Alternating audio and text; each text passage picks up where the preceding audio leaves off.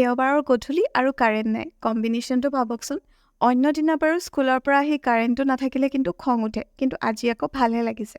সৰুতে যে মই আৰু ভাইটি প্ৰায় মামা ঘৰতে থাকিছিলোঁ, আৰু যেতিয়াই কাৰেণ্টটো যায়গে তেতিয়াই জোনাক ৰাতি বাহিৰত বহি বিহু নাচিছিলোঁ, আন্তাক্ষৰী খেলিছিলোঁ, লুডুও খেলিছিলোঁ মাহীহঁতৰ লগত। সেইবোৰো যে কি দিন আছিল। আজিকালি জোনাকী পৰুৱা যে দেখিবলৈকে নাই, নহয়নে বাৰু? আগতে ইমান ওলায়, জানো এতিয়া জোনাকী পৰুৱাবোৰ কলৈ গ'ল। অলপ দেৰি বাহিৰতে ৰৈ ভিতৰলৈ আহিছোঁ। গৰম যদিও অলপ কিতাপেই মেলোঁ বুলি ভাবিছোঁ আৰু। তাতে যিমান গৰম হ'লেও চাহটো মেইন, লাগিলে তাৰপিছত গৰমত চটপটাই থাকিম। বাহিৰত যে ইমান পোক ওলাইছে, ভিতৰত বহি থাকিব নোৱাৰি আকৌ অলপ বাহিৰলৈ আহিলোঁ। মিহি মিহি বতাহো মাৰি আছিল। বাহিৰত বহিহে ভাল লাগে এনেকুৱা দিনত। খালি মহৰ কামোৰ খাব লগা হয় আৰু, উপায় নাই আৰু।